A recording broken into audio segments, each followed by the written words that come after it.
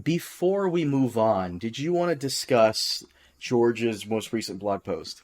Sure. So George had a blog post where he said, let me look, bring it up right now. I'm going to spoil for the audience ahead of time. Nope, it's not about Winds of Winter. I know. It's not about Winds of Winter. He says, I've never claimed to be perfect, but the good folks at Vanity Fair want to say so. Who am I to argue?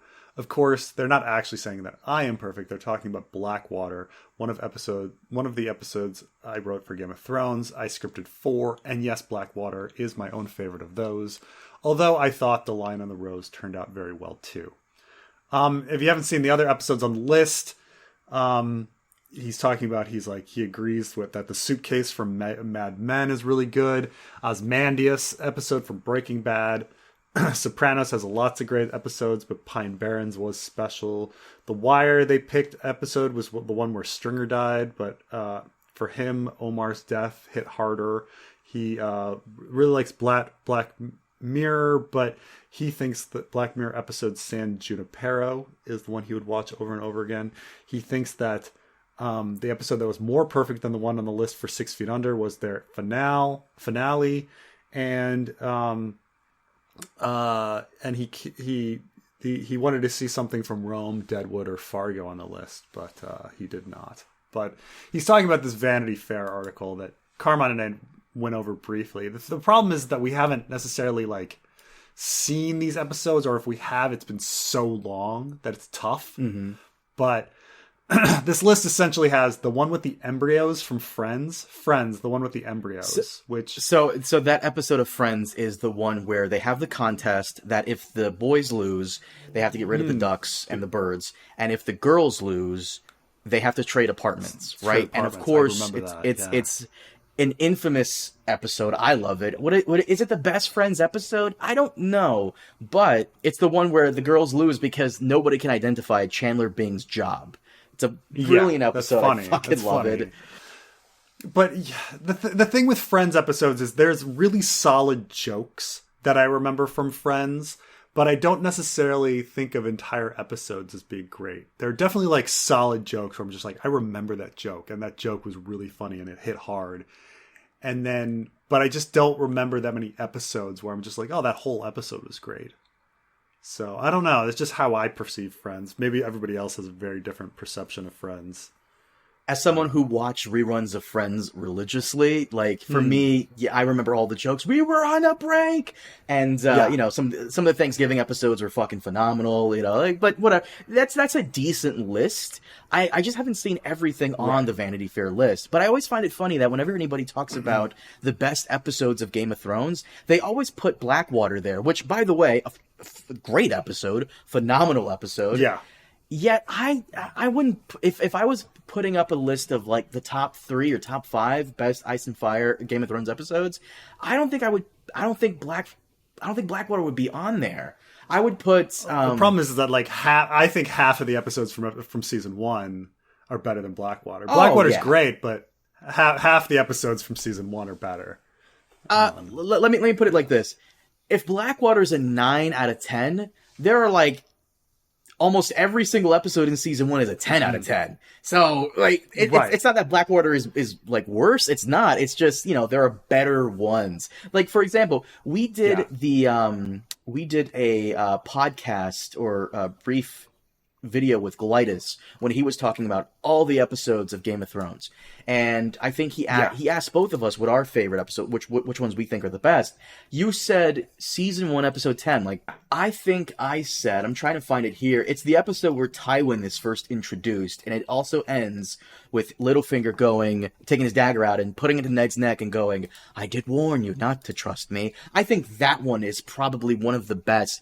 I think Golitis himself even chose the Battle of Castle Black as the best episode.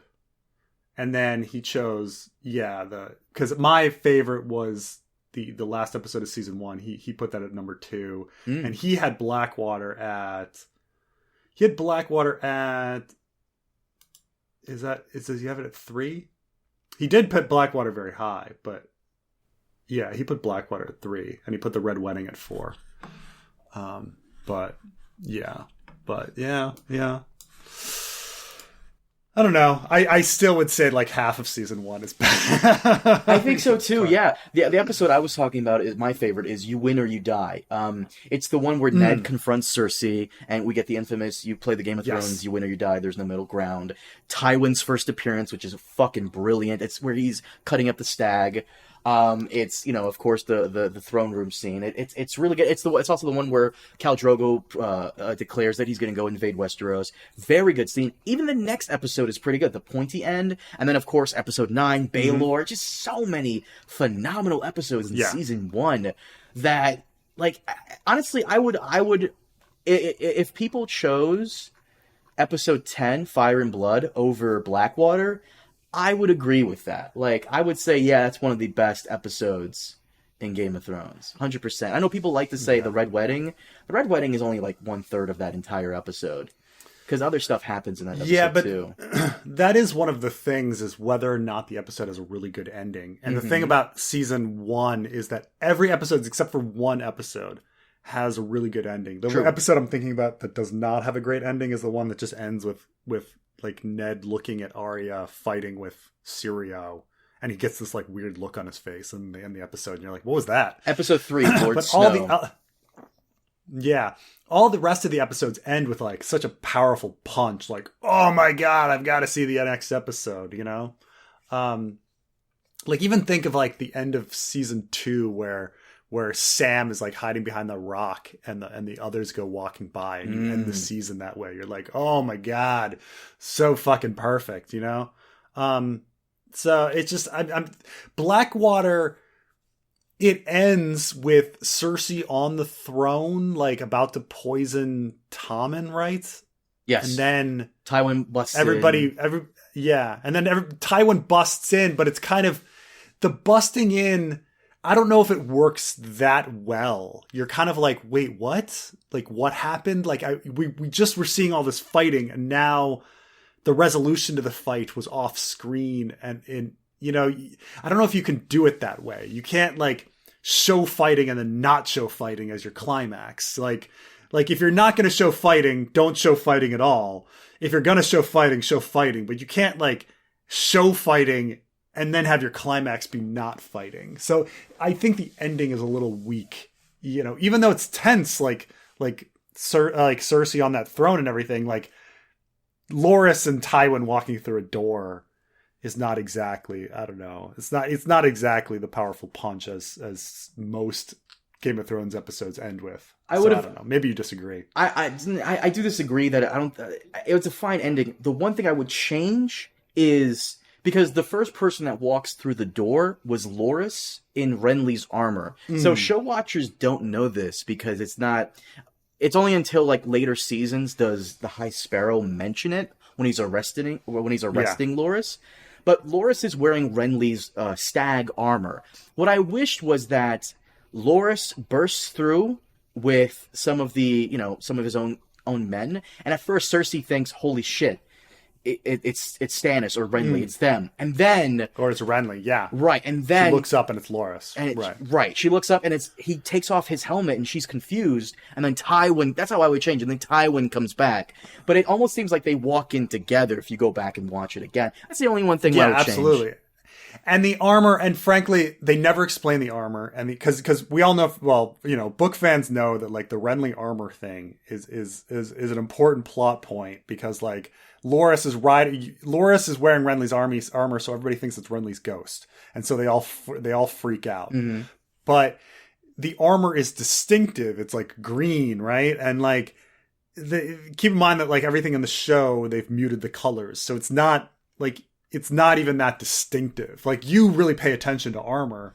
And so I think you noticed, but most people are like probably didn't even think that Loras was wearing Renly's armor, or like an interesting armir. He like takes off the helmet so fast. Like, you barely see the stag like antlers. You barely see it. Yeah. Like, if it were done again, I would make the armor much more distinctive, and then have him keep the armor on longer, And then, because imagine how weird that would be. The doors open and it's this mysterious character with this like emerald green armor and these stag antlers. And you're like, holy shit, what is coming for me? And she has this gasp of fear. Like, what is that? And then he takes off his helmet and it's Loras. You know, it's missed opportunity. You're totally right. You're totally right, Carmine. You're totally right. That is, oh my God. You're totally right. It was such a missed opportunity. What else is on this fucking list? It's, so the list, there's a lot of things I don't know. Like, okay, Pine Barrens, The Sopranos. I don't know what that is. Okay, that's the one episode. So when I was watching Sopranos a couple months ago, many people hit me up and said, hey, are you on this episode? Have you seen this episode yet? The Pine Barrens episode? I'm like, no, what should I look out for? And they're like, yo, you don't skip this episode, you motherfucker. Once you get to season 3, episode 10, and you finish episode 10, tell me, and I will get on and we'll watch episode 11 together. Multiple people hit me up for about episode 11. Episode 11 is the infamous Pine Barrens episode where Christopher and Paulie are chasing this Russian guy that they were supposed to grab money from. There's an argument, as always there is, and they gotta kill the guy. And the guy just escapes into the forest, into like the New Jersey forest, and they're trying to chase him, but it's freezing cold out, and they just get lost in the forest. This is coming back to me. This is coming back to me, because now I remember when The Sopranos was wrapping up, everyone was like, the Russian's going to come back, right? The Russian's going to come back. And he never comes back. I've never even seen The Sopranos, and this is like ringing a bell. So you are so right about that, because when I finished The Sopranos, of course, like everybody else, I'm like, oh, what the fuck happened? So I began looking up the things about the episode, and I believe the man who created The Sopranos, his name is David Chase. He was talking about the finale of The Sopranos, and he was getting upset because people kept thinking that Tony was killed by the Russian that they let escape several seasons back. And he's just so annoyed about like people asking about the Russian years after the show has ended that I think he gave his official like canon event that the Russian eventually gets back to all his Russian gangster friends, and he has amnesia and they fix him up and send him back to Russia. So I ridiculous. So you're saying another missed opportunity. Missed opportunity. Pretty much. Pilot the Bernie Mac show. Who fucking cares? Like what? No one's seen this. This is a lot like there's a scene in you've seen High Fidelity? I have not.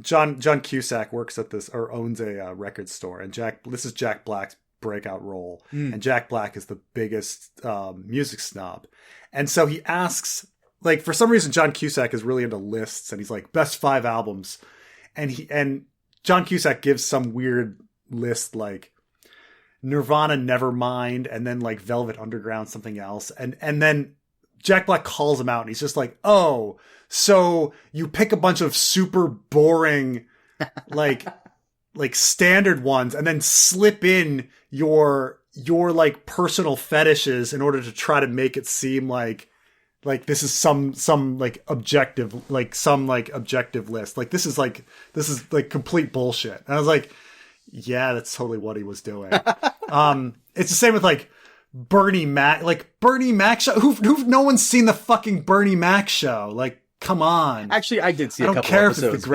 back when I was younger. Back when I was younger and I didn't have cable. Yeah, those are the days. Yeah. Now, next is Arrested Development Top Banana. I would. That's a funny episode. I would not put it as like my favorite of all time. Like, there's definitely like better ones, like the ones about like his friend with no arm that like comes and like scares the kids and stuff in order to try to make him like be good and stuff like that. I don't know. There's a lot of good episodes of Arrested Development. Before you continue, just to reiterate for the audience, this is a VanityFair.com. The title, I'll put the link in the description, but the title of the article is 25 perfect TV episodes from the last 25 years. which so far it's the Friends, the contest episode, and then Pine Barrens, Sopranos, and then the pilot for Bernie Mac. Yeah. And now it's Top Banana, Arrested Development, and the next is Splat, Sex in the City. I haven't seen much of Sex in the City, so I don't know if you can remember Splat. I used to watch some episodes on rerun when I was living in Jersey when I was younger, and I don't remember this episode. Apparently, it's the last episode before the 2-part series finale. I don't recall it. Middle ground. Middle ground. The Wire. This is where the thing is like these titles, like, and the thing is most people binge The Wire, and so the episodes run together. But this is where Stringer Bell dies, and I would not put it. I don't know. There's so many great episodes of The Wire. I would put like the one where Dee dies earlier or something, or anything from season 1, or maybe later even when Omar dies. But I don't know if like there's the episodes all run together, so it's hard to say. Everyone's waiting 6 Feet Under. I haven't seen 6 Feet Under really. I've seen a few episodes here and there. First season. The Injury, The Office. I don't know. I haven't seen it. The End of the World, Grey's Anatomy. Who has time for Grey's Anatomy? There's fucking 20 seasons. The Constant from Lost. I don't know. The Suitcase. I haven't seen Mad Men. The Suitcase. Whatever. Double-Edged Sword. 30 Rock. There's a lot of funny episodes of 30 Rock. She's on a plane. I don't know. I haven't seen any of these either. Holy shit. I'm sure someone in the comments would be like, I've seen that one. I would agree. You guys, these are great. These are great episodes. Blackwater. Ozymandias, Breaking Bad. Ozymandias, Breaking Bad. Mm-hmm. I agree with this. It's fine. I mean, there's a lot of great episodes of Breaking Bad. I think, but this is the one where there's the twist, right? You think that Walter White's going to get caught by Hank, and then all of a sudden he's not. This is the episode where this is the aftermath after like the white supremacists come to rescue Walt, and they end up killing Hank, and then Walt calls back home because he knows the cops are listening in on his conversation with his wife. So he does the most amazing thing is basically makes it so they can't implicate her as a part of his criminal enterprise, which she was for a bit. Yeah. She was helping him. So great episode. I do agree with that one. Great episode. There's a lot of great episodes of Breaking Bad, though. I would say all the first season stuff those are perfect episodes. Like when he's trapped in the basement and things like that. I don't know. Mm-hmm. Or when they have to get rid of the body and he puts it in the bathtub and it eats through the bathtub, and just like stuff like the hijinks of first season was so great. Then they pick Lens from The Leftovers. Oh. The thing is, Leftovers is a fucking great series, but Lens is a season 2 episode, and season 2 is kind of the worst season. So really? Of the 3, I mean, yeah. Season 1 and season 3 are fucking phenomenal, but season 2 it gets a little fantasy, science fiction-y, a little too far. And there's a lot of emotion in the second season. There's a lot of emotion in all the seasons, but I wouldn't put anything in second season as the best because the direction of the season it's more aimless. There's a lot of like the entire B plot of second season with the son is useless. It's weird. So I mean, compared to the stuff in season 3, like all the stuff in season 3 is so gold. Especially, and the finale is fucking one of the best finales I've ever seen. So it's weird because it's like I love The Leftovers so much, and I would never pick anything from season 2. That's weird. Fish Out of Water, BoJack Horseman. I haven't seen anything past first season. I haven't seen BoJack Horseman, though. I do hear that it's one of those shows where it like perfectly portrays mental illness. Yeah. Pilot, This Is Us. Who fucking cares? Who's fucking San Junipero, Black Mirror.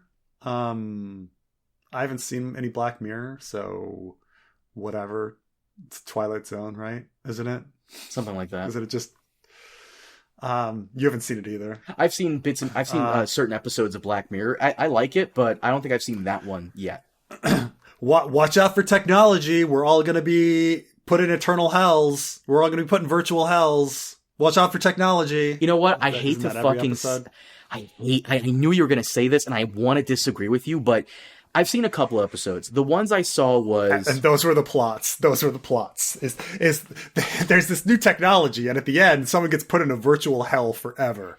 You say that, yeah. The last one I saw was when Meth Damon, Todd from Breaking Bad, scans people and puts them, into his own personal Star Trek thing. That one. I saw another one where a woman committed a crime, therefore they erase her memory and force her to relive, this thing. And it's like a game show, and it's, of course, technology. So, you're right. It's kind of, all of them are all technology. All of them. Yeah, yeah. Fuck. Teddy Perkins, Atlanta. That is an overrated episode. I think it's so overrated. I wish people would stop saying this is a great episode. It's essentially the episode is this guy has this piano and he goes to get a piano, and he goes to this guy's house, and it's Donald Glover pretending to be Michael Jackson the entire episode. Oh, and that's it. And the guy's super creepy and weird because he's Michael Jackson. Right. That's it. That's the entire, and everybody's just oh my God, it's such an incredible, and they're not even subtle about the comparisons. He actually mentions Michael Jackson in the episode. It was just silly. It's just very weird. It's just not it's just a one note. It's just one note, the whole thing. Yeah. Michael Jackson was weird. We all know that. Okay, you did a episode on Michael Jackson. All right. I think there's a lot of great episodes of Atlanta, and that is not one of them. But everybody ranks it so high. Whatever. Start The Americans. I haven't seen The Americans. Fleabag season 2 episode 1. Everything from season 1 was better than season 2. I don't understand the love for Fleabag season 2. Fleabag season 1 is perfection. Season 2, I don't know, unless you have weird Catholic guilt or something, it doesn't hit. Have you seen Fleabag? I have not. Most of the stuff on this list, I'll be very honest, I have not seen. I've seen one episode of The Americans. It seems like something that I would like if I sat down and binged it. I'll add it to the list. But I'm sure these are all fine. But Fleabag's really powerful, really really powerful. And I don't even want to describe the plot because it gives it away. And I mean, essentially, Phoebe Waller-Bridge is just this super fucked up, crass character. And at first you're just oh, she's a caricature. But slowly over the course of the series, you understand why she's fucked up. And all the pieces fall into place, and you're oh God, no fucking wonder. And it's such a good, it's such a gut punch. Season 1 is a gut punch. And then season 2, she fucks a priest. That's the fucking season 2, she fucks a priest. That's it. That's it. That's fucking it. And yet, people are oh, season 2 is so great. No, it's just her fucking a priest. That's it. Unless you've got weird Catholic, oh, I was raised Catholic and it fucked me up, George R.R. Martin. It doesn't connect with anybody else because the rest of us weren't raised Catholic. So we don't understand. Well, season 1, I think anyone can watch season 1 of Fleabag and be oh my God, what a fucking gut punch. It's not long, Carmine. I highly recommend season 1 of Fleabag. I'll put it on the list. By the way, you're going to get a lot of people getting upset with you now for the next one on the list. Succession? Because people have been begging you to watch Succession, and you gave it a shot and you weren't interested, huh? I watched the first season. It was fine. It just seemed like a lot of effort. What do you mean, a lot of effort? It's just a lot of time. That you have to commit. to like, I kind of know where, I just kind of generally know where the plot's going to go. It's like, yeah, their dad's a dick. There's going to be some scheming. And then, that's it. Based off what people have told me, is it basically like Tywin being a jerk to his kids, but like as a modern setting? A little more nuanced, because like, imagine it's Tywin, but at the same time, but Tywin is also maybe having, like, memory breakdowns and having like Alzheimer's and like having episodes where he's like incompetent suddenly. Okay. And you're like, oh, which leaves opportunities to like usurp his power. So there's stuff like that. Yeah. That more or less. Yeah. Okay. But it's good acting. It's fine. The next one I greatly disagree with is low-key happy Insecure. Having watched all of Insecure was a great show until the last season, which is the worst piece of shit I have ever seen. Oh, it was just, oh my God. Because you've got Insecure is about like a bunch of characters who have lives that are not perfect, and they keep fucking them up, and they keep fucking up their lives by doing things. And you can relate. It's real people, even though they're way too rich. That kind of stuff. Like a lot of TV, they're way too wealthy. But like, their failures you can relate to, and then all of a sudden, in the last season, everything fucking goes right. Like, everything fucking goes right for the protagonist. And it's just like this, like, blissful, happily ever after, like, ending, where you're just like, what? Like, it is the most, like, the least real thing you could ever have. It was horrible. That sucks. I hate that. I think it's the end. Wait, low-key happy, a bottle episode, season 4. No, I don't know. I don't think. See, if were there actually 5 seasons, and I'm like fucking. No, there were 5 seasons. I'm looking up on Wikipedia right now. Oh, so maybe it's at least not a fucking last episode kind of stuff, but maybe this. I can't even remember this episode then. I'm sorry, but the season gets worse as time goes on. Which is unfortunate, but whatever. Fine. I can't remember what that episode was. Whatever. They go to his new apartment. Loki has the closure. I saw that they said closure and a tantalizing sense of possibility. I don't know. I just didn't. In general, I was not on the Issa Lawrence train. So like fundamentally, like, from what I see here in the article, it's a romantic comedy. Yeah.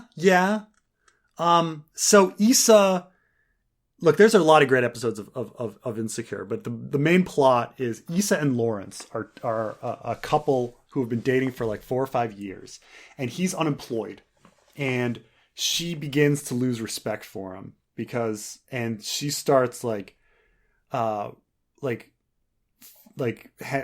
out with this other dude, and she ends up like cheating on him. And then they break up, and he ends up getting this great job and ends up becoming super successful, and her life like starts falling apart. And it doesn't even work out with the guy that she cheated on with. And so it's over the course of this 5 years, it's like about them eventually getting back together. But it's over the course of that time, though, like, she dates like all sorts of really great guys, like great guys that are probably better than like the guy at the beginning, where she has a lot of baggage with him. And I don't also like buy that they could get over their baggage.